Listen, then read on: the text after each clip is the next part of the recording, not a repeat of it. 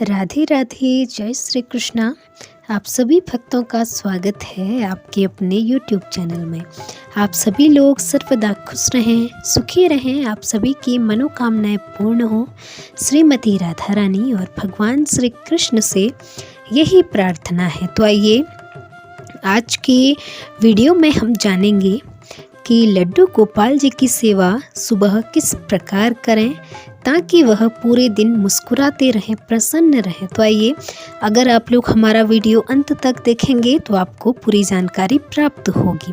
तो देखिए, जिन लोगों ने हमारे YouTube चैनल को अभी तक सब्सक्राइब नहीं किया है वह कृपा करके हमारे YouTube चैनल को सब्सक्राइब करें, और अगर वीडियो पसंद आए तो वीडियो को लाइक ज़रूर करें। तो देखिए, इस वीडियो के माध्यम से आपको पूरी जानकारी प्राप्त होगी। इस वीडियो में हम पूरे दिन की सुबह की दिनचर्या जानेंगे। तो आइए वीडियो शुरू करते हैं। देखिए, सबसे पहले हम देखिए, हमें कोशिश यही करनी चाहिए कि हम जो साधक हैं, जो भगवान श्री कृष्ण की सेवा करते हैं, तो वह लोग स्वयं ब्रह्म मुहूर्त में जागकर स्नानादि से निवृत्त हो जाएं। उसके बाद देखिए, जो आगे की कार्य हैं वह करें। तो देखिए, सबसे पहले हम दीप जलाएंगे।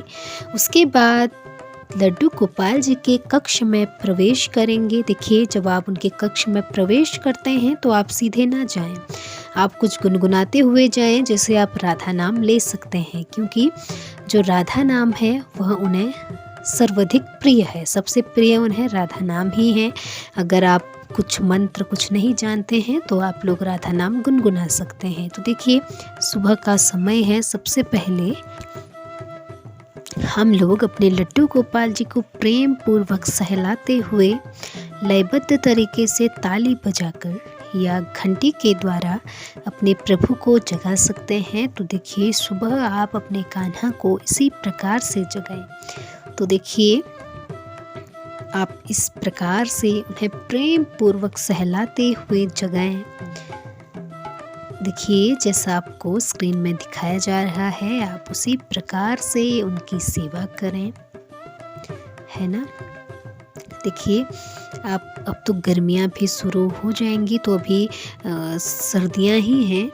तो आप लोग कोशिश यही करें कि जिस प्रकार आप सर्दियों में सेवा करते हैं उसी प्रकार करें।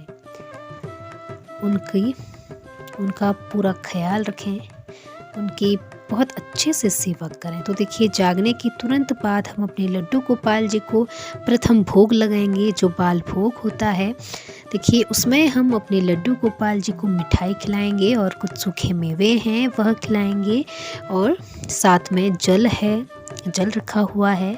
देखिए, जो ये जल और ये मिठाई वगैरह है, हम उन्हें रात्रि के लिए अपने कान्हा के पास ही छोड़ देते हैं। देखिए, यही माना जाता है कि अगर हमारे कान्हा को, हमारे लड्डू गोपाल जी को रात्रि में भूख लगे तो वह स्वयं जाग कर उसे ग्रहण कर सकें।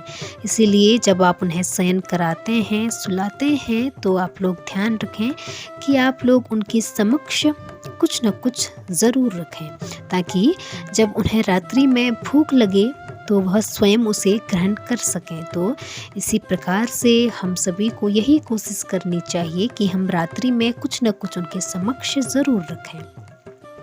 तो देखिए, तुरंत जागने के बाद हम अपने कान्हा को दूध पिलाएंगे, और साथ में मैंने बताया कि जो ये मीठा है, जैसे देखिए, आप बिस्किट वगैरह का भोग भी लगा सकते हैं, लेकिन ध्यान रहे जिसका भोग आप लगाते हैं उसकी एक बार आप अच्छे से उसके बारे में जानकारी प्राप्त कर लें कि उसमें क्या क्या मिलाया गया है। देखिए, वैसे आप लोगों को कोशिश यही करनी चाहिए कि आप लोग अपने लड्डू गोपाल जी को बाहर की चीज़ कम से कम वैसे ना ही खिलाएं। अगर वह स्वच्छ तरीके से बनाया गया है तो आप उसे खिला सकते हैं, लेकिन आप लोगों को कोशिश यही करनी चाहिए कि आप लोग अपने कान्हा के लिए, अपने लड्डू गोपाल जी के लिए जो भोग बना रहे हैं, चाहे भोग में वह मतलब जो भी हो, भोग में आप कोशिश करें कि आप वह सब घर में ही बनाएं। देखिए, अगर घर में संभव नहीं है तो आप बाहर से मंगा सकते हैं, लेकिन उसके बारे में आपको जानकारी होना बेहद ज़रूरी है। तो देखिए, इस प्रकार से आप अपने कान्हा की सुबह सेवा करें। लड्डू गोपाल जी की दिनचर्या यही होनी चाहिए। तो देखिए हमने उन्हें दूध पिला दिया है, उसके बाद हमने उन्हें मिठाई खिलाई और अब कुछ सूखे मेवे हैं जो वह ग्रहण करेंगे। उसके बाद प्रथम देखिए कुछ लोगों का सवाल रहता है कि क्या हम प्रथम भोग है जो देखिए कुछ महिलाएं हैं जिन्हें बाकी सारे कार्य भी होते हैं, उनके पास इतना समय नहीं होता कि वह डायरेक्ट उसी समय देखिए जल्दी स्नान कर लें।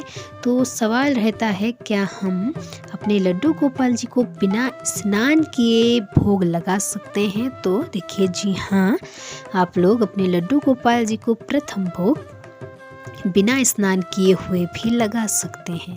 देखिए कुछ लोग तो मतलब ब्रह्म मुहूर्त में जाकर ही स्नान कर लेते हैं, तो वह बहुत अच्छी बात है। लेकिन कुछ महिलाओं के लिए कुछ कार्य होते हैं, जो गृहस्थ लोग हैं उनके लिए बहुत सारे कार्य हैं, उन्हें अपने बच्चों को भी संभालना होता है। तो आप लोग अपने हिसाब से देखिए जैसे देखिए हम तो मनुष्य हैं, हमसे गलतियां होंगी ही। देखिए मनुष्य से ही गलतियां होती हैं। तो देखिए हम तो कान्हा की सेवा बस भाव से करते हैं। आप जिस भाव से उनकी सेवा करते हैं आप उसी प्रकार से उनकी सेवा करें। देखिए अगर आप एक बेटे की तरह, एक भाई की तरह उनकी सेवा करते हैं तो देखिए जब एक माँ अपने बच्चे की किस प्रकार से सेवा करती हैं, आप उसी तरीके से अपने हिसाब से देख लीजिए, है ना।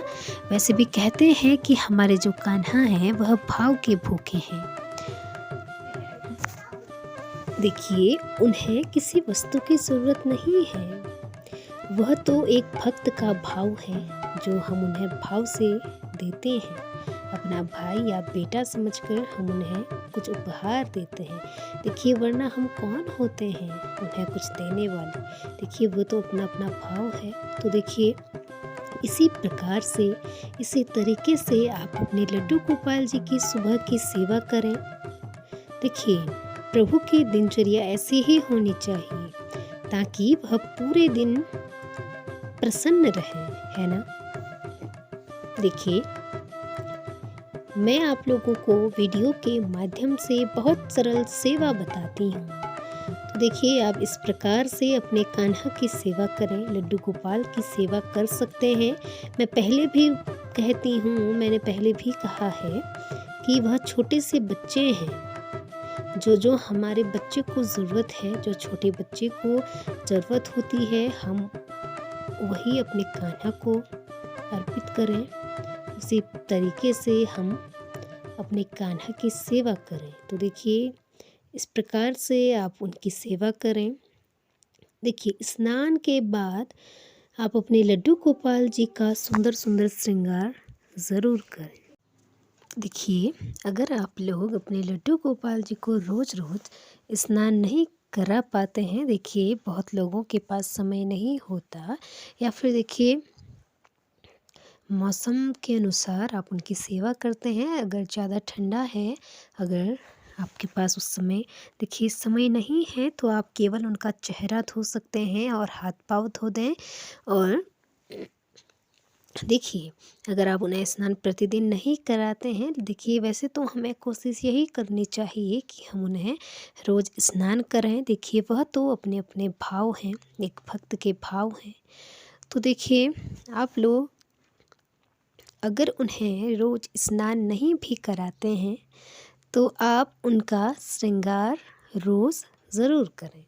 देखिए बिना स्नान किए हुए केवल चेहरा धोकर भी आप उन्हें सुंदर सुंदर पोशाक पहनाएं। उनका जिस प्रकार से आप उनका श्रृंगार करते हैं उनका श्रृंगार कराएं। मोर मुकुट जो पगड़ी है उसे धारण करवाएं। हार वगैरह जो वैजंती माला है या फिर आप छोटी माला है वो पहनाएं। उसके बाद इत्र लगाएं। देखिए इत्र बहुत ज़रूरी है।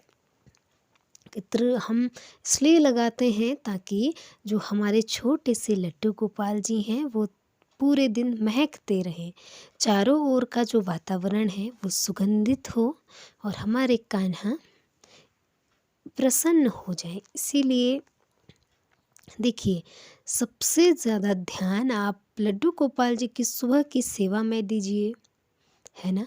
देखिए वैसे तो देखिए हम तो पूरी कोशिश करते हैं कि हम अपने कान्हा की सेवा बहुत अच्छे से करें ताकि वह खुश हो जाएं। देखिए हम वैसे देखिए हमारा यही मानना है कि देख अगर देखिए अगर प्रभु को हमसे जितनी भी सेवा लेनी होगी वह हमारे अंदर उतने ही भाव प्रकट करेंगे, है ना। वैसे भी हम कौन होते हैं, है ना। तो इसी प्रकार से आप उनकी प्रतिदिन सेवा करें, भोग लगाएं और प्रसन्नतापूर्वक उनकी सेवा करें।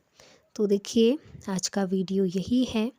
देखिए अगर आप लोग हमारे यूट्यूब चैनल पर नए हैं तो कृपया करके हमारे यूट्यूब चैनल को सब्सक्राइब करें। अगर वीडियो अच्छी लगी हो तो वीडियो को लाइक ज़रूर करें। राधे राधे, जय श्री कृष्ण।